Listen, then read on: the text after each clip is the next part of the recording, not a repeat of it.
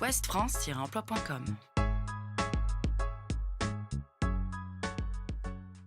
Bonjour, donc je viens répondre aux questions que vous avez postées sur le site de Ouest France Emploi concernant le recrutement. Je m'appelle Isabelle Gannon et j'ai 55 ans et en fait je suis aujourd'hui des deux côtés du recrutement, à la fois recruteur, accompagnant des entreprises dans le recrutement et aussi accompagnant des demandeurs d'emploi dans leur orientation professionnelle.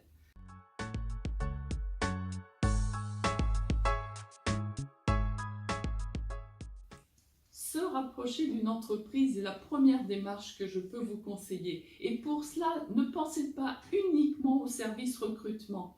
Vous pouvez vous rapprocher d'une entreprise que vous voudriez intégrer de multiples façons, et notamment par n'importe quel de ses salariés, y compris sur des postes qui ne vous concernent pas et dans des domaines d'activité qui ne sont pas celles que vous visez.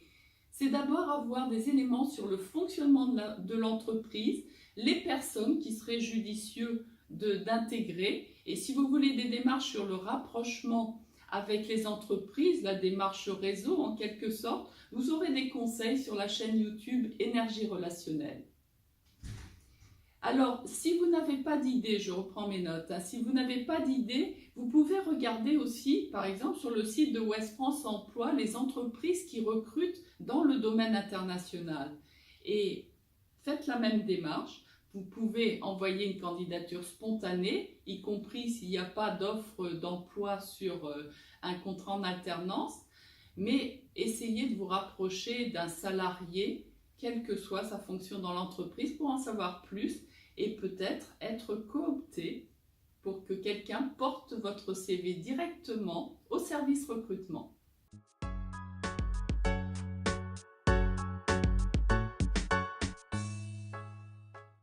Alors, je ne sais pas ce que c'est qu'être direct et mordant, mais en tous les cas, en tant que recruteur, j'ai du mal à répondre à la question qui est très abstraite.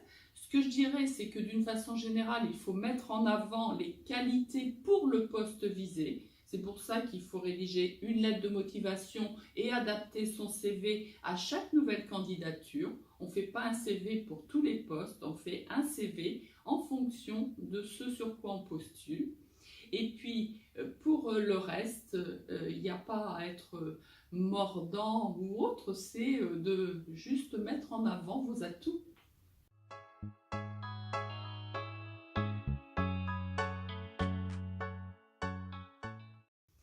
Je comprends la difficulté de se projeter quand on a très peu de temps et très peu de moyens économiques. Cependant, il est important de vous poser la question, qu'est-ce que réussir pour vous? Autrement dit, qu'est-ce que vous visez? Pour arriver quelque part, il faut déjà savoir là où on veut aller. C'est pour ça qu'un accompagnement est pertinent et ça permet à des personnes tous les jours d'embrasser une nouvelle direction professionnelle alors qu'elles n'ont pas l'expérience et parfois pas la formation requise pour ce nouveau domaine d'activité.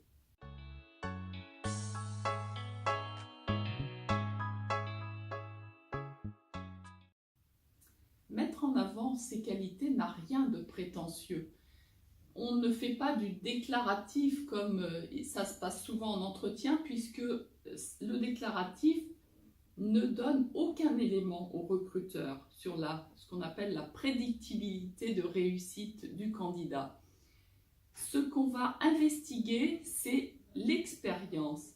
Et un candidat peut apprendre à mettre ses qualités en avant à travers des expériences passées.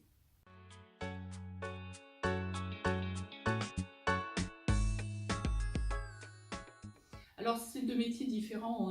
Quand on est en recrutement, on est en sélection. En sélection, on a le poste à pourvoir et on voit l'adéquation. Quand on fait un retour, on est en accompagnement. Et en accompagnement, ça demande une autre démarche. Par contre, qu'est-ce qui vous empêche de reprendre contact avec le recruteur pour lui poser la question? Beaucoup de recruteurs sont tout à fait ouverts à vous faire un débrief en quelques minutes, ne serait-ce que par téléphone.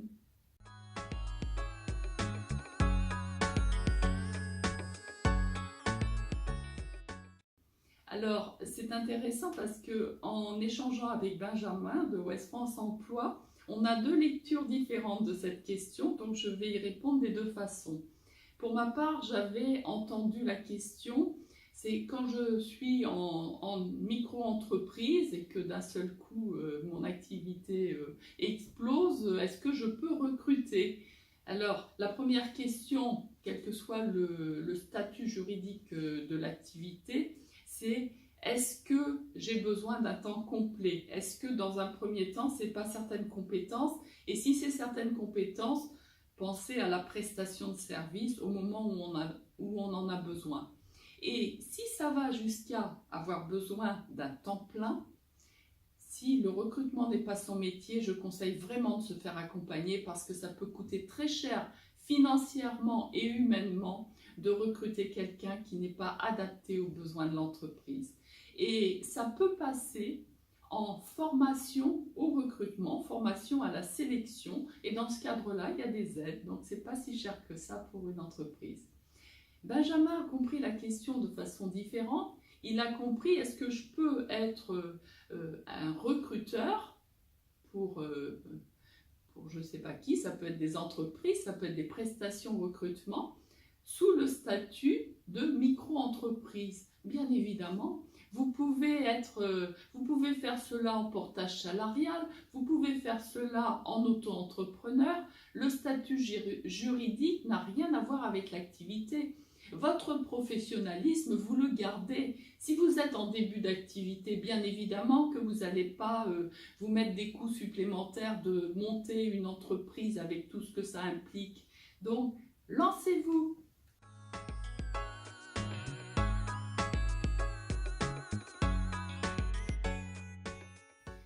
Elle a tout à fait raison. Un CV, c'est quelque chose de vivant et qui s'adapte au futur, autrement dit, au poste visé. On ne peut pas se définir par ce qu'on a fait. Notre expérience passée est passée. Et quand bien même on va reprendre certaines activités et potentialiser certains acquis en termes de compétences, il est important de se projeter sur quelque chose de nouveau. D'ailleurs, je vous le rappelle, c'est à la personne qui intègre l'entreprise de s'adapter et non pas au recruteur de s'adapter aux candidats ou aux nouveaux salariés.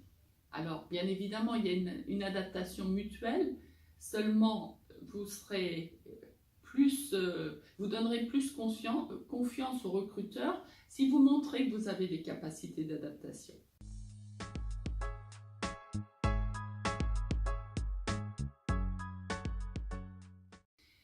Effectivement, c'est quelque chose qui peut être posé pour voir l'attitude de la personne. Je vous suggère d'y répondre en parlant de ce que vous avez retenu de l'expérience. Peu importe ce qu'on a vécu, ce qui est important, c'est ce qu'on en fait. Si vous gardez une posture de victime suite à un passage pas très agréable dans votre vie, vous l'aurez pour tout, y compris dans des situations qui peuvent être plus facilement potentialisées.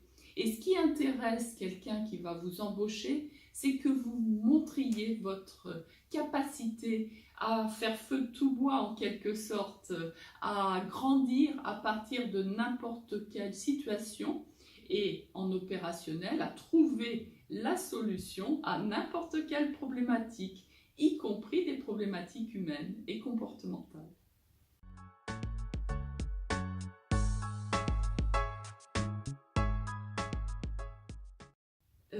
Qu'est-ce qu'on entend par valeur professionnelle? Est-ce que c'est ses compétences?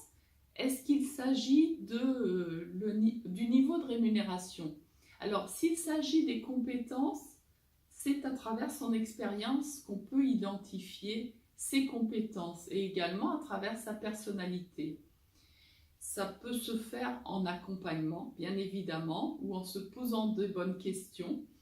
J'ai des vidéos sur la chaîne YouTube Énergie Relationnelle qui donnent ces éléments-là pour certains cas précis avec des témoignages. Et autrement, si la valeur professionnelle, c'est une estimation du salaire auquel on peut prétendre, je conseille de parler vrai en entretien. de toute façon, on a intérêt à mettre carte sur table. De donner son niveau de rémunération antérieur et de dire ce à quoi on prétend.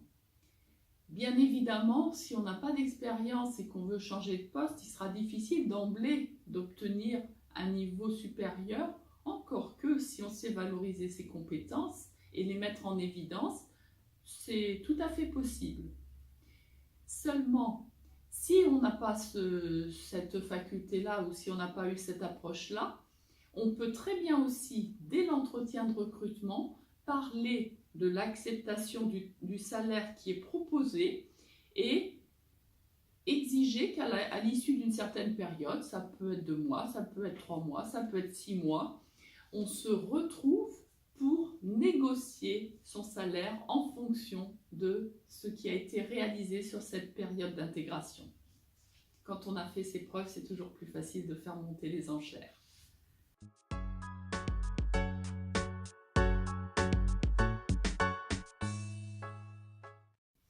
De nos jours, comme tout le temps, je rappelle qu'un diplôme ne donne pas de compétences.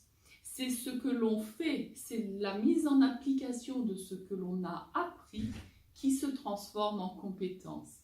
En tant que recruteur, rencontrer un candidat qui, depuis 2012, n'a pas travaillé ne me met pas en confiance.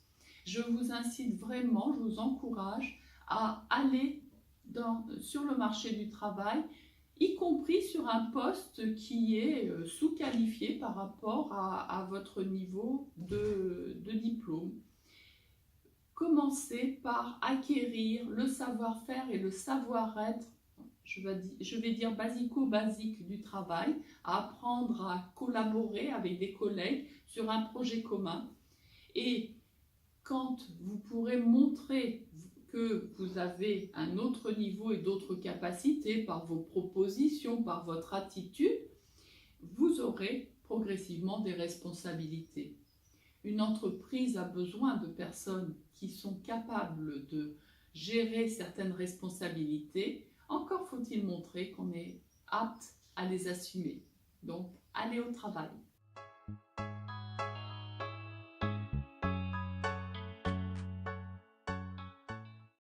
Je dirais en faisant valoir le réseau. Je rappelle ce que j'ai dit au départ, c'est que 80% des postes ne font pas l'objet d'une annonce, mais sont en fait le fruit de l'opportunité d'une rencontre.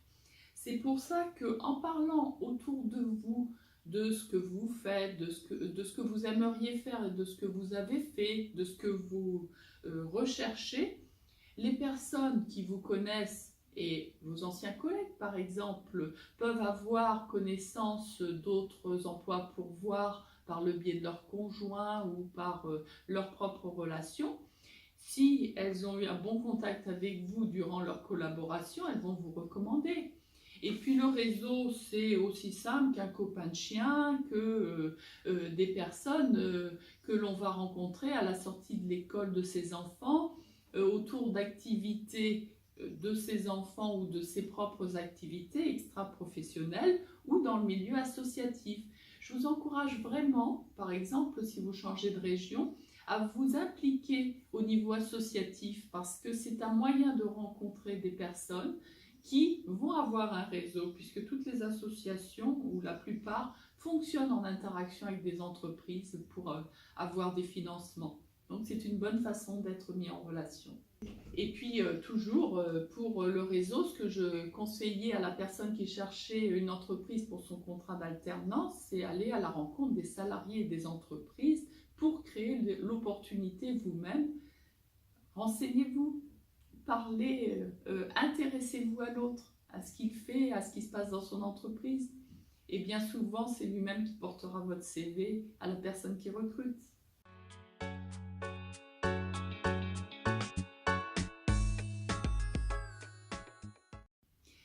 Alors, je compléterai ma réponse à la question précédente sur le même thème en précisant que les a priori par rapport aux seniors sont de 2 ordres. D'une part, c'est qu'ils peuvent manquer de souplesse, ils vont passer leur temps à parler de leur expérience passée, souvent pour se valoriser et aussi pour essayer de transposer ce qu'ils ont déjà fait en interne.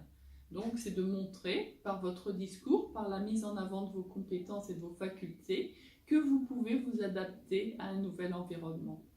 Et puis, le deuxième a priori, c'est le niveau de salaire, puisque plus on a d'expérience, logiquement, plus on est payé cher. Donc, c'est aussi d'accepter de faire un effort quand on ne postule pas sur un poste qui a besoin de quelqu'un d'expérimenté. Je dirais qu'aujourd'hui, les seniors ont le vent en poupe par rapport à il y a quelques années. On a affaire à une jeunesse à qui on a tout fait en tant que parent, j'ai le même cas pour les miens. Et en fait, il faut rappeler le b.a.-ba en termes relationnels, en termes de basico-basique dans une entreprise pour former nos jeunes. Et c'est vrai que ça peut agacer certains managers ou certains recruteurs. Et pour cela, un senior est le bienvenu. Et aujourd'hui, je crois que les entreprises ont compris qu'à chaque âge de la vie, on développe quelque chose, et notamment la transmission et l'accompagnement au-delà de 50 ans. C'est pour ça que pour créer un ciment social dans une organisation de travail, il est important d'embaucher des seniors, et ça se fait de plus en plus.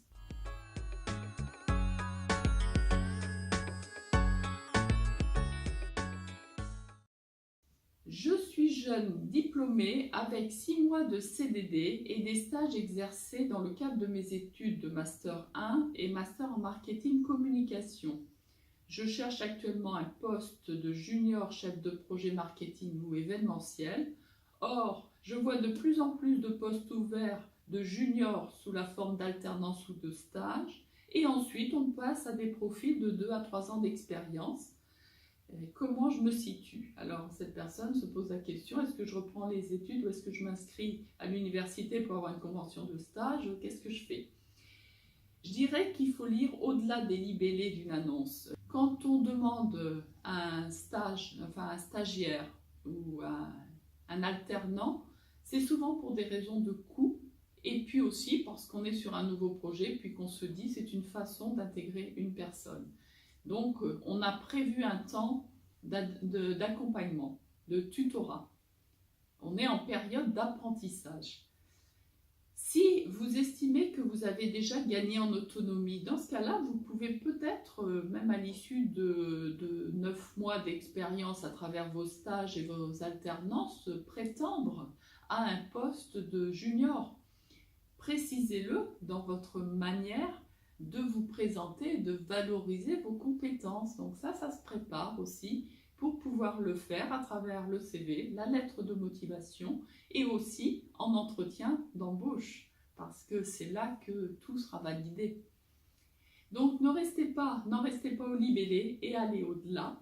Et effectivement, si la personne qui pose la question se dit je veux encore continuer à apprendre, rappelez-vous que même si on apprend tout au long de la vie dans le monde du travail, une entreprise n'a pas vocation d'être centre de formation. Combien de fois j'ai en entretien des candidats qui m'expliquent qu'ils sont motivés à apprendre. J'ai un recruteur qui me demande de recruter quelqu'un d'opérationnel et j'ai un candidat qui me propose de venir à l'école dans cette entreprise. C'est pas compatible. Donc, ne vous trompez pas de cible.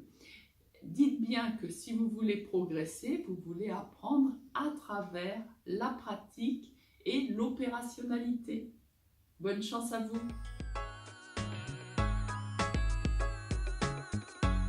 westfrance-emploi.com